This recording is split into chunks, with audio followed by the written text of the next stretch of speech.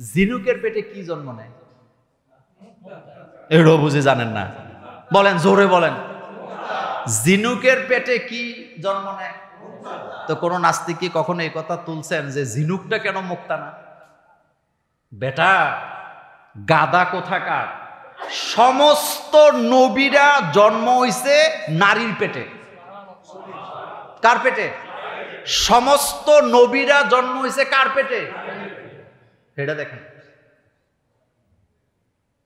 Number 2, নারীদের মধ্য থেকে নবুয়তের দায়িত্ব আল্লাহ দেন নাই, কিন্তু নারীদেরকে দিয়া নবুয়তের কাজ আল্লাহ করাইছে। আচ্ছা বলেন তো, ফেরাউনের স্ত্রীর নাম কি? উনি কি জান্নাতি না জাহান্নামী? উনি কি দিনের কাজ করে নাই? ঈসা আলাইহিস সালামের আম্মার নাম কি? উনি কি দিনের কাজ করে নাই?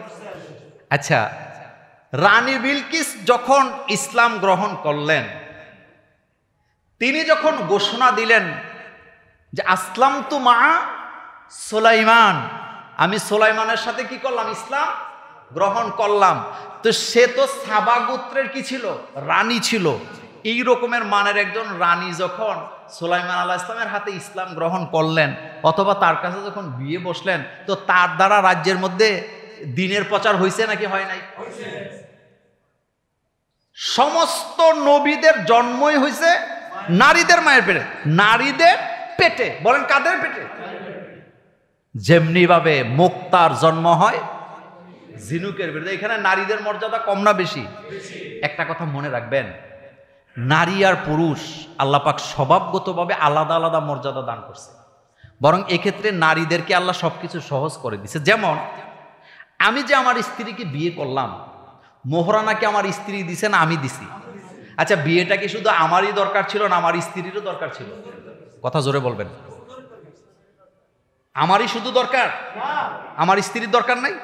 তো সে তো মোহরানা দিল না। তা আমি তো বলতে পারতাম যে বিয়ে তো দুইজনের দরকার, তুমি মোহরানা দিবা কেন, দিব না কেন? নাম্বার 2, বাচ্চা কাচ্চার খরচ পাতি যা আছে, ঘর ভাড়া, বাসা ভাড়া, গ্যাস বিল, কারেন্ট বিল কারা দেয়? কথা জোরে কইেন। তো পুরুষরা দিলে কারেন্টের যে ফ্যানটা, ঘরে যে ফ্যান ঘুরে, এটা কি পুরুষেরা বেশি ব্যবহার করে না তুলনামূলকভাবে নারীরা করে?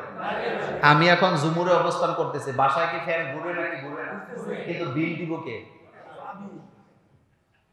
তা আমি আজকে যাই বাসায় যাই বলবো তুমিও ফ্যানের বাতাস খাইছো, আমিও খাইছি, তুমিও অর্ধেক আমি অর্ধেক।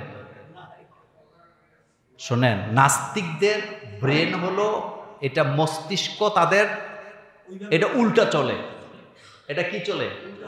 বাচ্চাদের মতো।